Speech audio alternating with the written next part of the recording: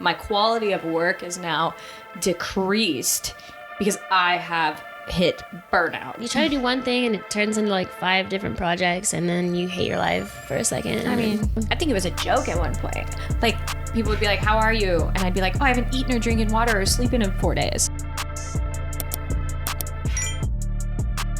All right, welcome back to the never-ending shit show. The fact that we are here on round 2, that means a lot. Mm-hmm. That's commitment. That's more commitment than any other podcast I've ever done. Yeah, this is huge for us. I mean, we're at number 2. We're ready to go. We learned a lot from last time. Mm-hmm. We rearranged. We switched sides. We pushed the plant back so we can actually see each other. Yeah. But the plant's an important piece, you know? Yes. We like livelihood. So, we're really excited. I think we got a lot of really cool things to talk about. So, Maddie, you want to let them know kind of what we're thinking for this episode? Okay, so as you can probably tell by the title of the episode, today we will be talking about burnout, which is something every business owner or entrepreneur mind person would kind of go through. It's really not a fun thing to talk about, but that's what we're here for. We want to be vulnerable and talk about things that people don't usually talk about. Like the fun parts of owning a business, sure, making money, networking, meeting people, reaching your goals, but that's just not like, it's just not the majority of what running a business is. Yeah, I mean, and so many times, you know, you hit this wall and you like want to stop or quit and all these things, and it's not very highlighted by how many moments you have where you're like hitting a wall, you're burnt out, and you're like don't want to move forward, but like those parts are really important because when you do push through those parts, they make your business better. Yes, exactly. And like I know you guys have probably heard this a million times, but when people say like you have to fail in order to succeed, it's like same with burnout. Like I think burnout is kind of synonymous with failure because you're letting yourself get to this point where you can no longer really handle it, and then you're like, ugh. Like, I guess we can talk about that first. Like, to you, like, what is burnout? Like, what does it mean? Well, burnout for me kind of shows itself when I literally have no more mental or physical space to continue working because I have used up all my resources and I haven't replenished mentally or physically the things that I need to perform. And so those moments where I am like, my friends are failing, my life is failing, my quality of work is now decreased because I have hit burnout. So that's kind of what I imagine it. That's what I've experienced. Yeah, I think for me, like, balance is to me, the opposite of burnout. Like, if you can balance your relationships and you can balance your mental health and you can balance your workload, then you really won't experience a full-blown burnout. You might feel tired or you might feel, like, stressed out, but you'll be able to, like, read your body and be like, okay, I need to take a step away from my work and prioritize something different. But I think if you don't experience burnout, then you might not really be as passionate about it as you think you are. Yeah. And also easy. You can't like push yourself. You don't know your limits. You don't know how hard you can push yourself. You have to learn your limits. Yeah. You have to kind of experience that. Oh, we took it too far. Yeah. This is what that is. So a prime example for me would be like the year of, we talked about this last podcast, but the year of 2021 for me was like, amazing. We made a ton of money, but towards the end of the year, around like I want to say October of 2021 is when I started really hitting that like, oh my God, like, I'm exhausted. We were trying to put out a new collection, a new drop like once a month, if not every other month, or like in between the months there was like a small drop and then a big drop, and that means new product, new designs, ordering new stuff. Everything was tangible for us. So we held inventory, we bagged and tagged our shirts, and it became like so much work on top of like, okay, now we spent $10,000-$15,000. We need to now make that money. And so I have to go full force into marketing. And eventually after doing that for so long, it's, even though we were seeing success and it was amazing, bringing in like $30,000 in a month, it was met with so much like, I can't stop. If I stop, I'll fail. If I stop, I won't know what to do. Well, that's so much of what's going on in your business, and you didn't even touch on anything in your personal life. Yes. I mean, that's all things that are happening in your business, and those things individually are difficult. But on top of that, like during that problem, what's going on in your personal life that makes it even 10 times harder to get to that point? Yes. And so something that you guys don't really know about me yet is like me and my fiance's relationship. We are actually doing long distance, and we're going on almost 3 years of long distance. And I think that's like been the other like key factor of like major stress, because not only are we doing long distance for our like, it's our regular relationship, but it's also our business partnership is at a distance, which means the time zones are tricky. It's hard to find time to work together and have our schedules align, and one person's staying up, one person's waking up early. So there's this whole other factor of stress. And, you're right. Like all the other personal stuff. I mean, right at that point where you also not just newly purchased a house or like in the process of, I mean, those are exciting things, but like That's the true. weight of like the gravity of how much money that you're now putting into your personal life that's also used. I mean, like those things they don't all like the burnout doesn't happen because of one thing. It's like, that's a lot. I'm really glad you mentioned that, because I think that was like the start of the burnout for me in 2021 was we realized early in 2021 that, buying a house was going to be a necessity because renting was the same cost as just buying a home. And so we gave ourselves literally like, I think it was 5 months where we were just saving every single penny that we made, that we weren't reinvesting. It was like save. We need to have a down payment for a house. And we met our goal. We finally found a house in May of 2021, which was like at the height of the housing market. And it was just intense. It was super competitive, and so on top of trying to run this business and find a house, it was like money was an issue. Our money was tied up. But even then it didn't feel like like you're saying, you have to set that boundary for yourself. I didn't feel the burnout. I was so excited. I was met with so much excitement that it didn't come until like when I had to pay my mortgage, and my mortgage rolled around, and I'm like, oh my God, this is real. I don't have any furniture. I don't have any money. I don't have like someone to share my home with. So now I've created this space for me, and yes, it's a blessing and it's amazing, and I have absolutely no regret about it. It just became a whole new challenge. Yeah, it's almost like what a lot of my friends who have had kids suffer with, like postpartum depression, because you work so hard, you have this kid. It's similar to buying a house or opening a business. You like work and put so much energy into something, and then when it happens, there's like this big release of what you should be like, oh, we did it. But then boom, all the things that come because you've just accomplished that, because you've just put out a drop, because you've just committed to this relationship, all the things that follow tenfold. And you're not expecting that because you just used all of your energy to get the thing you needed done. You bought a house, you got the drop out, you did all this stuff, but boom, now you're unequipped to handle all this stuff that's about to hit you in the face.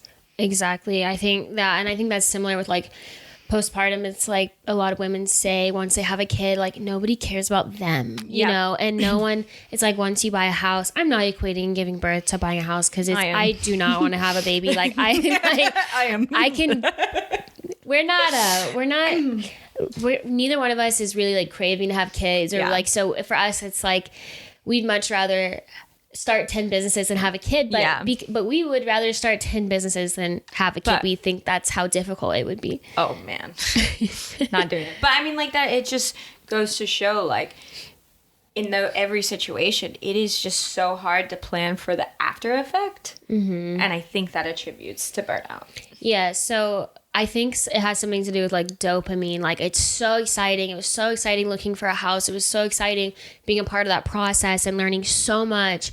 And then once it happens and you're met with all these responsibilities, and now like I remember thinking like to myself like, oh my God, I have a house and I can have my own home office, but I don't have furniture for an office. I don't have money to go to IKEA. Eventually it took me like 4 months to have like enough money to go spend $1,000 at IKEA and not feel like bad about it. But, and something that you guys don't know about Maddie is she's so frugal, and like every big purchase, like it's not just like, oh sure, let me spend something on this $1,000 couch or whatever.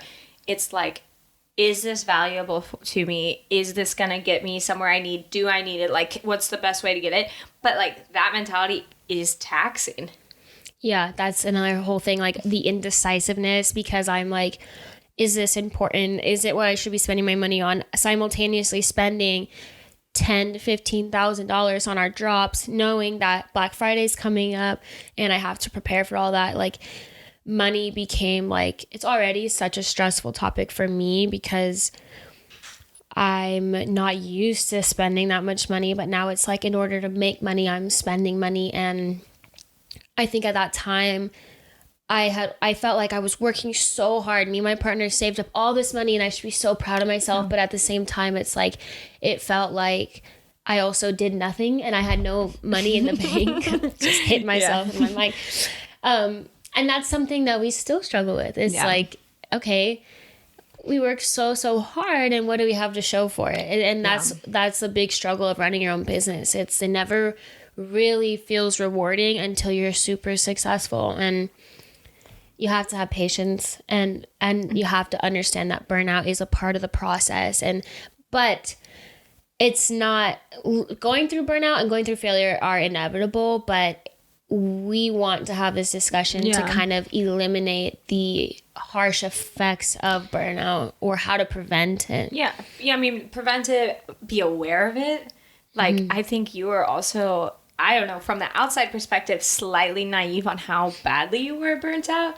Because things aren't happening and you didn't feel good. And it was just like, everything was hitting you at once. And then you like realize like, oh, I got to focus on my health. And like everything stops. Okay, well, so October of 2021 is when my burnout actually became a problem. Yeah. I remember I had gone to the doctor. No, I hadn't gone yet. I went to Vegas to go see my girlfriend and she was doing my hair and like I was super stressed out about my hair because it just was like, as you could see, it's like I color it and I was horrible and That's not natural. My orange roots, no. If you guys are just listening to our podcast, we also have a YouTube channel up if you want to like look at us and critique our hair and our outfits. Don't critique mine. Okay, we're sensitive. Don't do that.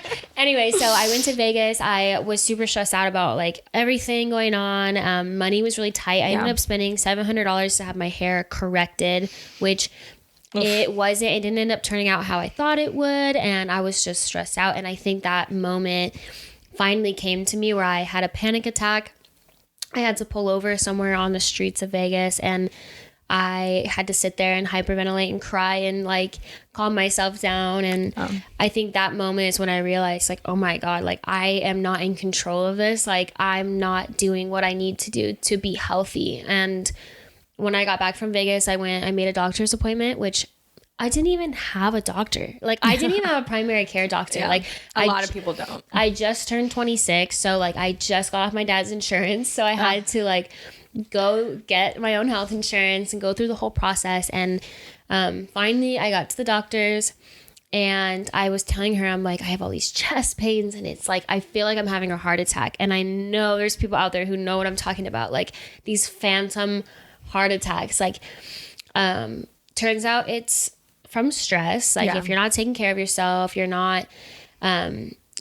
just like, when you can't handle it, when I'm in like my most stressful moments, it's like a sharp shooting pain in the middle of my chest. And I would have different types of chest pain, like on the sides, more closer to my rib cage. And then the sharp shooting pain, and sometimes just random, like just shocks throughout my whole chest. And I knew last year in 2021 October, I was like, this is it. Like I'm getting physical pain from my stress and not being able to handle it and not dealing with my burnout and just kind of ignoring it and letting it pile up.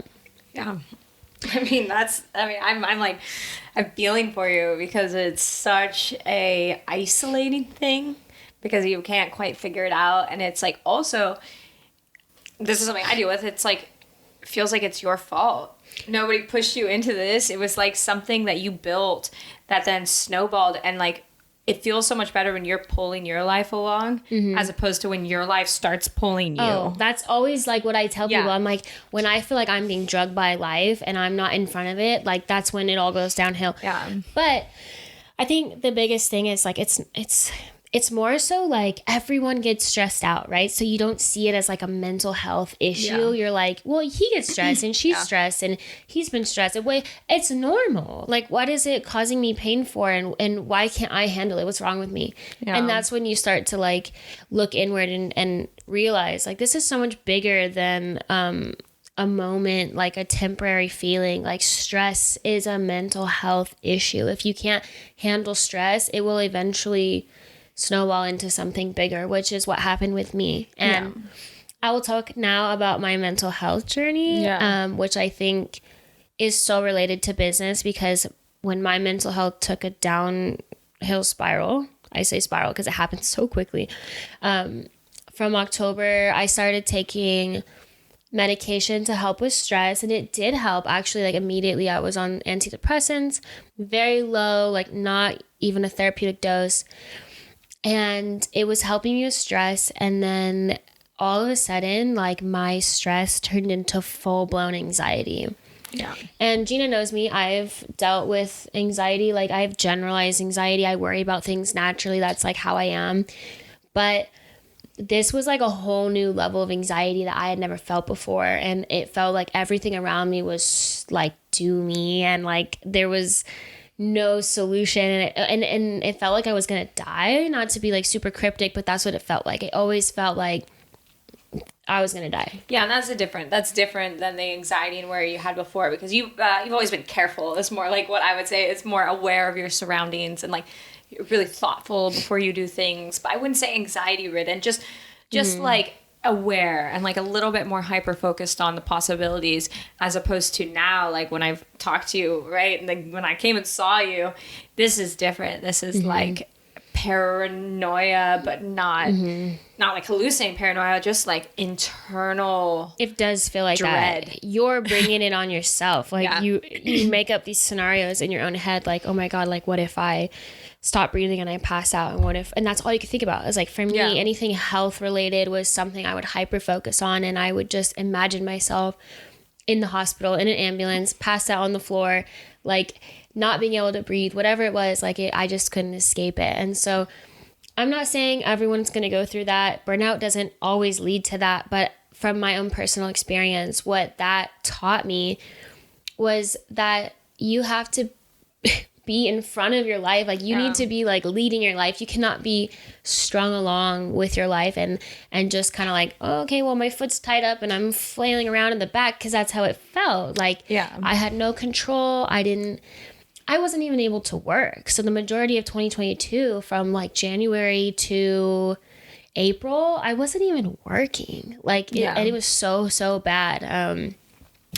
So I'm telling my story, and I have no shame around mental health struggles whatsoever. It's what my e-commerce business is around. We make mental health awareness clothing, because I've always been super passionate about sharing like my mental health journey. And this was like something so new, almost ironic. Like the thing I do for a living and help spread awareness, like I was going through it tenfold. And I wasn't not working because of shame or because I didn't want to. It was like I could not work physically, like mentally, I could not work. So have you experienced anything like that? Have you gotten to the point where you're like mentally unwell? Yeah, I mean, I feel like it definitely hits me just so much different than that, because I've kind of always been a little bit mentally unhealthy. Like I don't think I had the same spiral. But if you know any chefs, or if you are a chef or a cook, the restaurant industry is high intense, high stress. So I've always dealt with that, and I've been okay with it. Like I've always kind of thrived in this like pressure environment of like things have to happen now, things are quick, and if you make a mistake, it could be detrimental in your head, even though, okay, so somebody got a messed up plate of food, doesn't matter, I don't know, but you thrive in chaos. Chaos has been my go-to, and I never really considered, it really weighing on my body or my mental health. And there's so much, it's gotten a lot better now, but when I was training in the kitchen, I don't know if I'm allowed to say, well, I'll try and be less vulgar than we would in the kitchen, but if you're going to the bathroom a lot, you're not doing your job. If you're drinking too much water, you're being a baby. If you need a break, you're a baby. So it's safe to say they don't prioritize mental health in the kitchen. Absolutely not. And if you're having a bad day, you're a baby. I mean, like, you're being a little bitch, like, which is, now that I'm older, I know how, like, horrible that is to put on somebody, but that's just how I worked for years. And I joked about it, and I made my cooks who were working for me feel like, there was a joke when people would be like, I have to go to the bathroom, and I would be like, 1 or 2, because you know you're not allowed to do 2 on the clock. I mean, that's really mentally taxing, and that's how I lived, and that's what I pushed on other people. And I didn't really realize, but the lack of water I was drinking, the lack of care I was giving to my feet, and the lack of like mental energy that I was sparing finally weighed on me when I was living in Spokane away from all my friends, where everything I knew was routine. I woke up and I worked, and then when I got home, I couldn't move. I would crumble into bed, barely be able to take a shower. My feet were cracking and bloody like every day. And then I didn't know who to go to or who to talk to, because I hadn't contacted any of my friends in months. Because of that black hole we were talking about. It was a complete black hole. I didn't see it coming. I didn't feel it coming. I didn't have a clue I was in it. It was literally one snowy day when we got work canceled because of, it was like someone had COVID, it was snowy, we didn't go to work, and first day off in months, I don't know, months and months and months, and I'm sitting in my house that I purchased and barely told anybody. I literally bought a house and just lived in it, didn't tell almost a soul, just kind of did it. And I'm staring at my feet that are like so swollen and bloody, I had to go buy bigger shoes because they were so badly destroyed, and my hands and my arms were so cut up. I couldn't go to the store without wearing a t-shirt because I looked like a burn victim. I looked like I've been putting cigarettes on my, out my hand, and I was so ill and sick that I was just so ashamed. And that was like first time I realized, like, oh my God, I might not be okay. Yeah. And I think that, like, that sentence to come from her mouth really takes a lot. Like, for me, I could, like, when I get sick, I'm the biggest baby in the world, and I'm like, oh my God, I'm dying. I could be dying. Gina literally has to be dying. And even then, like, she's still like, I don't know, I'm probably okay. Like, she could cut her finger off, put a Band-Aid around it, finish her work, and then go to the hospital. Like, that's the difference between me and her.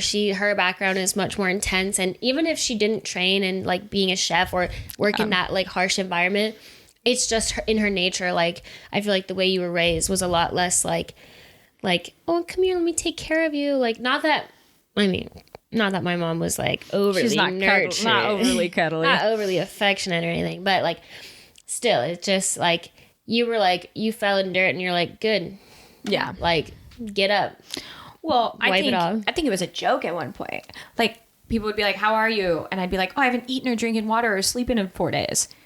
Yeah, you joke about your mental health. And it would be a joke, but it was actually happening. It'd be like, I think there were so many times where people are like, how are you doing? I'm like, you know what? I haven't killed myself yet, but hopefully we make it through tomorrow. And that sucks because that's really how I felt. Yeah. But I was joking about it. My friends are just like, all right. So I guess when we talk about burnout, like, the main difference between you and me is, like, you experienced burnout and you were, like, aware of it, but you were, like, almost in denial about it even happening. You're like, it's fine. Like, I'm used to it. I can push through.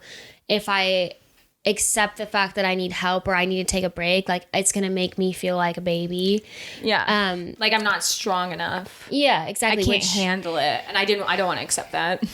And that is a feeling you need to avoid, like, because burnout is natural. Feeling like you're overworking yourself is natural. Like, it's going to happen. It's not a horrible thing to happen, but seeing the signs early enough is what's key. Like, okay, obviously I'm not prioritizing the food I'm eating, the food I'm putting in my body, totally. the exercise, or going outside because I work from home. Like, if you're not prioritizing, I call them the natural doctors, right? Like, healthy food, vitamin D, going out in the sun. If you're not seeing your friends or socializing, like, you're avoiding the things that are going to make you healthy.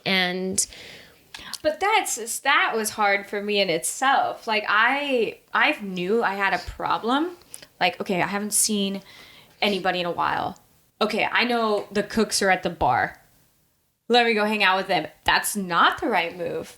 instead I'm like, I need to call friends that are doing healthy things, but instead I looked towards the other chefs and cooks around me that were doing unhealthy things. And I was like, oh, cool. So instead of going home and taking a rest now, because I'm trying to, figure things out, I'm going to now, okay, I'm going to go drink. And now the next day it's even worse. And I think that happened to me a lot because I wasn't sure how to fix this thing. And all people would tell me is, well, you need to take a day off, And so I'm being as if like a day off would fix all your problems. Yeah. Like, But I am getting better at it. But right then I did not know how to take a day off. yeah. What would happen is everyone would be like, you need to take a day off. You need to take a day off. You're on like 52 days of working with no day off. Like that's super realistic. And so I'd be like, okay, I guess I'll take this day off. And then in my head, I'm like, all right, I need to get better. So since I'm having my day off, I need to get my laundry done. I need to get my room clean. I need to get my bills paid. I need to call this person and that person and this person and this. And my to-do list on this day off was more stressful and more mentally damaging than just going to work that day would have probably been better for me. Yeah.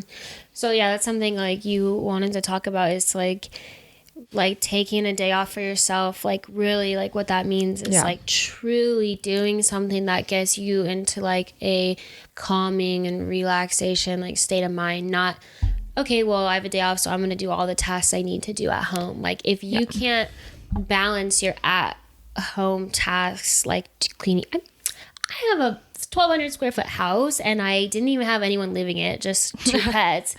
And I still had a hard time keeping it clean and balancing my work life. So it's not easy, but like consistency every day, like doing enough in your routine, like, okay, I'm going to wake up, clean something, or before I go to bed, I'm going to clean something. And, I'm going to get one thing done off my to-do list. And then, whatever it is, like whatever works for you and your schedule, but that day off that you take, it's not work, it's not your at-home work, it's not your chores, it's what do you do, what are some things you do to like relax, like what would you do on your good day off?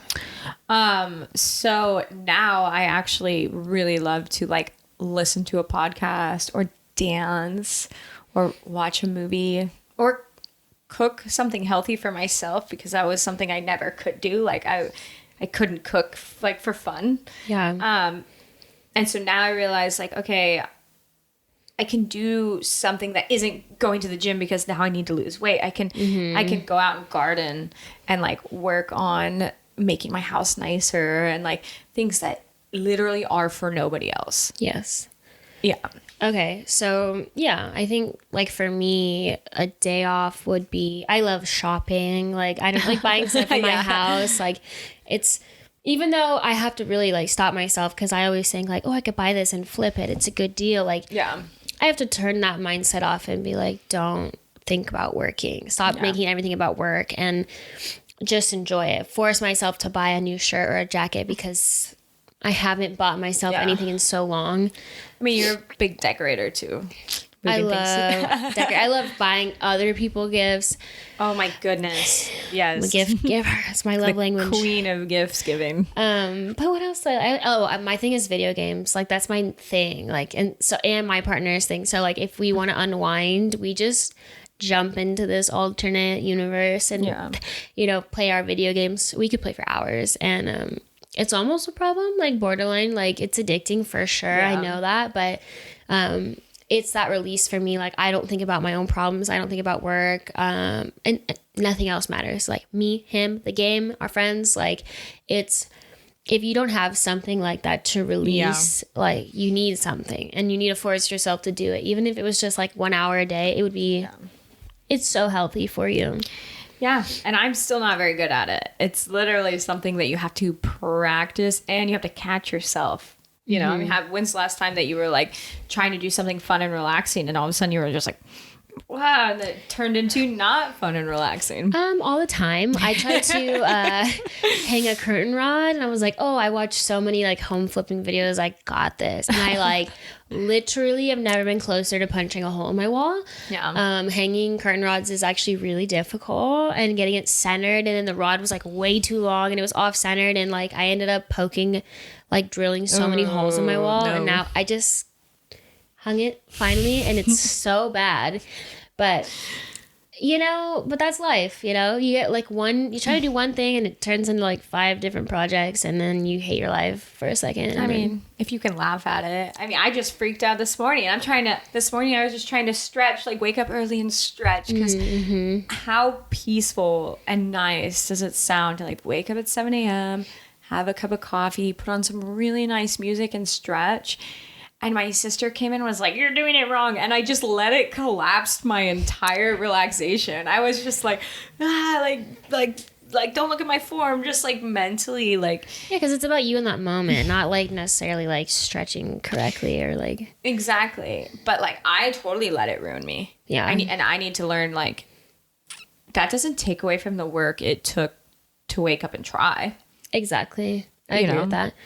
Yeah, like I could have hung my curtain rod and like messed up and been like, I'll try again. It's okay. Like, this is my first curtain rod I've ever hung up in my life. It's not gonna be perfect. I hang a lot of curtain rods. Well, I need to call you next time. I'm good at hanging. I'm not as good at decorating, but man, I can hang a curtain rod. Wow. I'm good at anchors too. I need a stud finder if you want to get me something for Christmas. Like that was my problem. I couldn't find the like stud finder. Write it down. I literally could not find like the stud, and I was just like, you don't need a stud if you have an anchor. Listen. Okay, never mind. This is not a how-to podcast, but I'm gonna come and show you how to use anchors, because then you won't need studs anymore. Perfect. Okay. Let's jump. Okay, so we've talked about burnout, what it feels like, how it's affected both of us, and we hope that you guys never get to like the extreme points that we've gone through. Yeah. However, we want to give you guys some tips for preventing burnout, or like preventing a severe burnout. Yeah. So we're just gonna name a couple. You can go first. Oh, goodness. I think that one of the biggest things for me is, sorry, I keep hitting this, is like drinking water. Because so many times, like, I resort to having a beer or getting some wine or going out to the bar, and that really like sets me back or like speeds up my burnout so much more, even though I'm not there yet. But if I were just like 50% of the time that I want to like use this vice, if I were to sit down and just drink a glass of water, like, it sounds so and not like add to it. Like drinking, like, yeah, it makes your like mind cloudy. It makes your stomach kind of hurt. I always say alcohol is like literally poison. So yeah, you're just going out and making more problems for your body to solve versus drinking that glass of water and calling it a night at 8:30. Like, and my thing is like, I'm like, well, just because I'm like working so hard and have this business, does that mean I don't get to have fun? And it's not that. It's like, if your business is important and you don't want to burn out, then you have to take care of your body. It sucks. It's not supposed to be fun taking care of your body. Like, but you have to. And so that's why I really recommend, like, if it ever feels like you're burning out, you're stressed out, like, make sure you're sitting down with yourself and drinking that glass of water. Because not everyone's like Maddie, where she can just drink water all day. I love water. I love water, and alcohol is definitely not my kryptonite. So, like, I like drinking, like, once in a while, but, like, I don't casually have a beer and, like, have a good time. That's not me. But that's not to say I don't have plenty of other things that are unhealthy for me that I, like, totally. So I agree, though. Like, there's times where I'm like, instead of playing video games till 1 a.m., I could drink my water and my magnesium that I need. Yeah. And, like, curl in bed and read a book. Like, this year, that's my goal, too, is I want to read. Like, love reading, man. It's hard for me because of my inability to, like, really pay attention, and, like, I get so in my own head. All of a sudden, I'm, like, telling my own story while looking at it's bad. So I know other people are like that. But and that I don't like victory when you finish a book, because I'm not good at reading either, but there is something about actually reading a book that you're just like, okay, but like what? But like what kind of books are we talking about? Like, I read like horror fiction. Okay, like Stephen King. But that's my personality. That's what I like. Yeah, no, but I feel like that's so much easier to like get invested into, and you're like, oh, this is so good. It's a whole story. It feels like I'm watching a movie in my head, like whatever. Like, you get to create it. Yeah. For me, I really like self-help books, or like, I know it's kind of bad, tough. But it's good, but it's hard. But it's like, it gives you advice. It it like hypes you up, but like it's a little bit harder to get like into, you know. And so I've started so many. That doesn't seem relaxing to me. Because like my books are like escapism. Yeah. Like I'm not thinking about anything going on in my life. Like I feel like those books hyper fixate you like on working on yourself. And just like we've said this entire podcast, working on yourself is work. You know, that's what burns you out. But also this, like when you turn on a podcast, you're listening to true crime, right? Yeah. I do the opposite. I listen to like self-help podcasts. I listen to like entrepreneurs, business owners, money podcasts.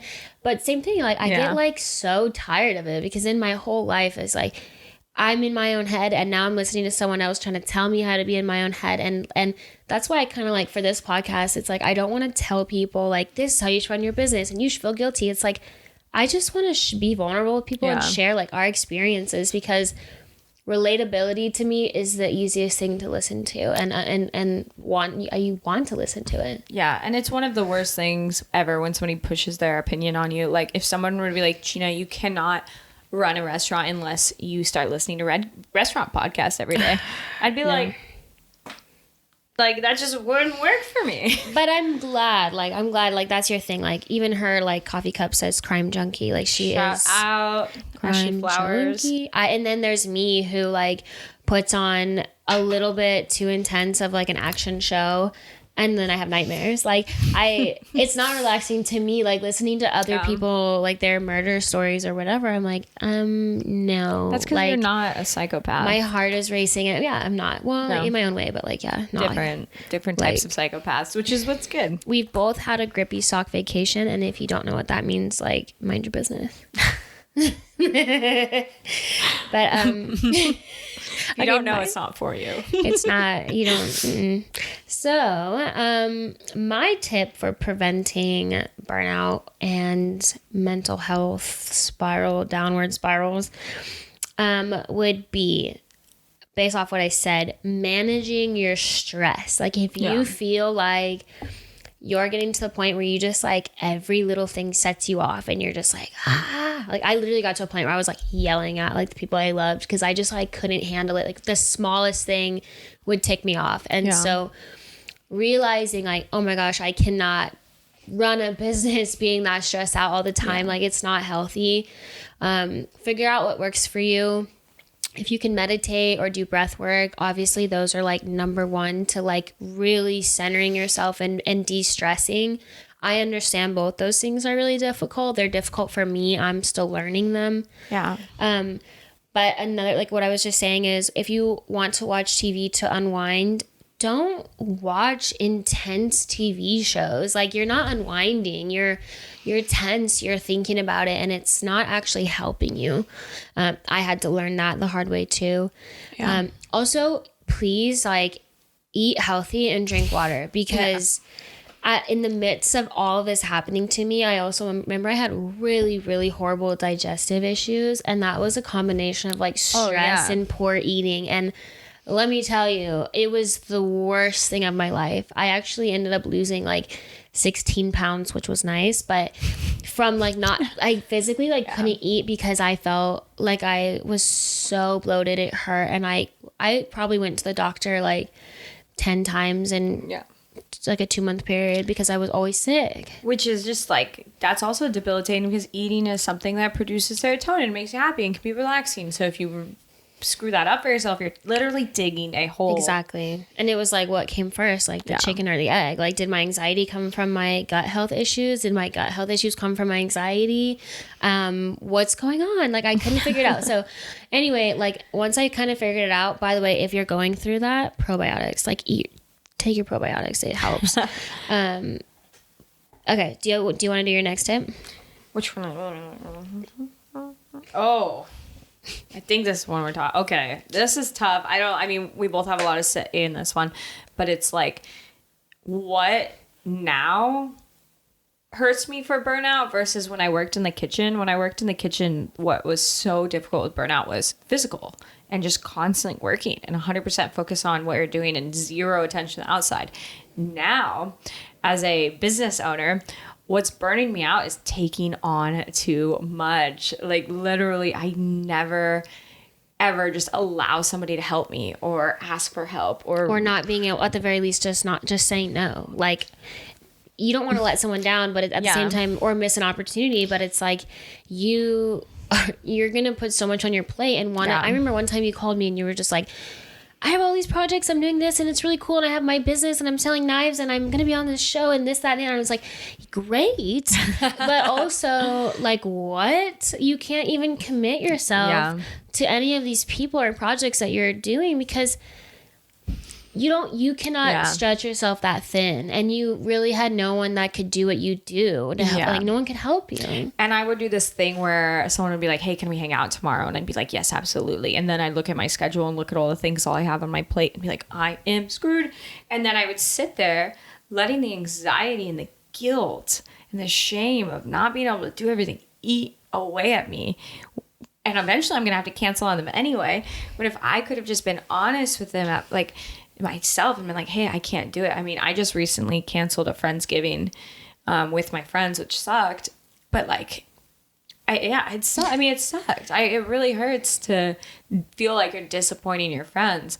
But like, I wasn't mentally able to give myself to my friends. So, and to me, it's like, you might be like, oh, well, she looks at me and she's like, oh, my friend hates me because I canceled on her. Meanwhile, me and her friends, her best friends, are over here like, no, like, you're doing so much. I commend you for taking that time and being like, no, I can't. Like, I could be there physically, but like mentally I'm not present, and it'll just burn me out. And so knowing that she knew that, like, I don't want to, I can't, and it's okay. You're not disappointing anybody. And also at the end of the day, nobody else matters except you. If you are not taking care of you, then your relationship with everyone else will fail. Yeah. So that was you prioritizing yourself and your needs, and none of us are upset. And that's real world stuff. And if your friends or family is disappointed with you, well, that's on them. Like, they can be disappointed. You have bigger things to worry about, and that's you. Totally. And I think by being honest with yourself and telling whoever or whatever I can't do it, like, it should set you free a bit. Like, let that be freeing to you. Let that be a moment of like vulnerability, but like move past it. Don't make it like, you don't want to feel like, oh, I'm letting people down, and then you carry more stress. Just be like, I said no, it felt good, I changed my plans, it felt good, whatever. Like, and then the other half of that topic is kind of like, if you have the ability to delegate some of your workload, whether that means you have employees or just like a really good support system, literally delegate and ask for help. That was something I struggled with for a long time, is everything fell on me. My partner is overseas, so he couldn't like physically do anything or help me with anything, but the tangible stuff was always so overwhelming, and it would take me hours and hours, if not like literally weeks, like, to do it. And so I would ask my friends, and we'd literally make it like a party. We'd come over, we have like an assembly line going on, we got music playing or a TV show playing, or we're catching up, like, and so it took me a while to realize, I'm like, it doesn't always have to be a bad thing, asking for help. Like, this is fun. And then exchange, like, I don't pay her to help me, but like, when she needs help, I'm there. If she needs help with her events, I'm there, and she'll still like give me tip money or whatever. Like, we just help each other. Yeah. And that's what's good about surrounding yourself with like-minded people, because if you don't have that support system, then burnout's even easier. So like, it's hard, but take a look at the people around you and make sure there are some people that would help you if you were knocked down. Because if you're taking on this endeavor of a business and all these entrepreneurship type things, you need to have a fail safe, and you need to know that you've got people around that will catch you when you fall. I mean, it's big. And if you don't have that, I highly recommend like going to different events in your city, connecting, networking, because I guarantee there's so many people in your same position that are like, I feel so alone in my journey. Totally. But like, it doesn't take much. Like, you connect with someone. I mean, I have anxiety, and like, I can still connect with people, and even though it's hard to kind of do it initially, once I meet people, I'm like, oh my God, you're the best. Like, you're amazing. I feel so heard and so valid when I talk to you. And so that one relationship is more valuable than someone I've known for 10 years, but we don't really have that much in common, or Totally. they don't understand my workload and they don't respect that. So finding those people is really important. I don't know, like there's probably a million ways to meet people nowadays online, but just think of it as like a part of you wanting to open a business. It's not something that is a negotiable. You need it. you need a team. You need a network, and even if those are just friends that are there for you for moral support, that's so necessary. Yeah, totally. The last thing I wanted to talk about, which is something me and Gina both like really struggle with. It's actually even been like a problem in our friendship before. And I remember Gina was actually the one that told me these words, but we were like in the heat of an argument. It was like one of our falling outs. And she said, you set too high of expectations for yourself and the people around you. And I just remember like that hit me. Like I was just like stabbed in the chest. Like, what does she mean? What the heck? Like, I do not do that. And like that was years ago. And it's That still was a long time ago. I hear it in my head all the time. And it's so true. Like I have such unrealistic high expectations for myself, and it trickles down to the people around me. So not only do I let myself down, if the people around me aren't doing what I want them to do, then I get upset with them and I ruin my relationships. I push them away and I get frustrated really easily. So and it's gotten a lot better. Yeah, I'm a lot more aware of it. Because there was a point where, you know, and trust me, I'm no perfect angel friend. But there's a point where it's like, we have to go to the gym. We have to do this. We have to have this done. We have to have this. And it was just like so much have tos. And it was like sucking the life out of her and everything, you know, and it was just tough to be around because you don't want to disappoint your friends. You want to help them. And, you know, it hurts as a best friend to be like, oh my God, I'm disappointing you. Like that will sink you'll sink the people around you. But it's easy to happen because I do it to my family now. I'm like, you guys need to be the perfect free help. Yeah. Like Which I'm not even paying you, fair. but yeah, I'm not even paying the people. My entire staff works because they love me and they want to see me succeed, and then I'll sit here and be like, this is not good enough. I mean, it's just not fair. But we learn. That like the way we treat the people around us, it's like that stems from the way we treat ourselves. So knowing that, like for me now, I'm way more lenient on myself now because of the mental health issues that I had and like the dark spot I had to be in to realize like none of this matters. Literally, none of my businesses matter. Nothing I work on matters unless I am healthy and I'm happy and I'm enjoying the process. Otherwise, to me, there's literally no point. And that's something that people will get confused with. They're like, well, I need the money, or I need to support my family, or I need to pay my debt or whatever. But at the end of the day, like running a business isn't a need. It's a want. It's a passion. And if you're not happy doing it, then there's no point. There's absolutely no point. You will go down a messy path of you will go down this path of destruction. Sorry, my phone just went off. Okay, so the last thing, just kind of to touch on that last little note is we also are both super guilty of this. We create false timelines or deadlines for ourselves, and we think in our head like, okay, something, just for example, you have to have your restaurant open by April of 2023, otherwise you're a failure. Like that's something she'll put in her head and sit with it, and then just like kill herself trying to meet that deadline, when in reality it's like, okay, but if she opened in August of 2023, which a couple months later, how much better is that process going to be for her and the people around her? And does that give her better hopes for like doing this long term? And like, that's the thing you have to think about. Yeah. And it's tough. And I think that I always wanted to be like I'm afraid of getting old. Like I want to be the young chef and I want to be the young business owner. I don't want to be the old one, even though like that's my reality. But it's so ridiculous because you're over here like, okay, well, I'm 27. I need to open it when I'm 27. But what is the difference between 27 and 28? I mean, literally a number I gave myself when I was younger, and I just don't want to disappoint my young self. I don't know. It doesn't make any sense. It's not rational. It's not rational. It's just a thing. And that's like, literally we say that, and it's like the number one thing we're working on is like getting rid of these like ridiculous deadlines that we create for ourselves. And I do it all the time. But if you are not aware that you're doing it and you're like, why am I so stressed out? It's probably because you're doing that. It's probably because you're saying, well, if I can't get this done in 2 days, then I'm a loser. You're setting yourself up for failure and you're not giving yourself realistic timelines. But one thing I noticed too is like I work with my partner and he's like the designer for our business. And so now I've learned I have to say, like, you set that expectation, like, when can you get it done? What's realistic? Because I can't, it's not even my job to be like, okay, you have 2 days, get it done. I'm not going to do that. I don't want to stress you out and make you hate your job.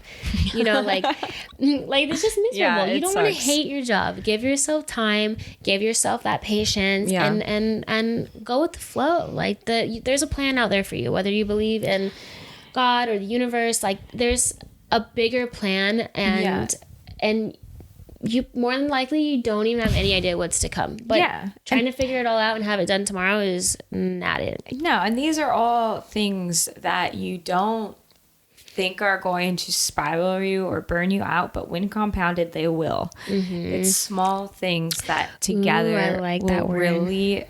really upset where you're going in your life, and that's why you need to be careful. You know, it's like, maybe you'll have a bad timeline or false timeline here, but also if you're not delegating, and also if you're not managing stress, and also if you're not drinking water, like it seems so overwhelming when it's like, oh my God, I have to do all these at once. It's like, no. Also, those are like really big things. If you've never read The Compound Effect, I highly recommend it. Literally one teeny action you're doing every day or not doing every day compounds into something so big that'll affect you for the rest of your life. Read that book if you haven't. It's really, really good. But I think that's a good place to stop. I feel like we talked about a ton, so much, and I mean, I learned a lot. I mean, so burnout, how to avoid it. Hopefully, our tips helped you guys. If you have any questions again about anything we talked about, or there's questions you want us to answer on a future podcast, feel free to email us. We will have that information up. So be there in the links. All right, guys, we'll catch you next time. Thank you for tuning in. Bye.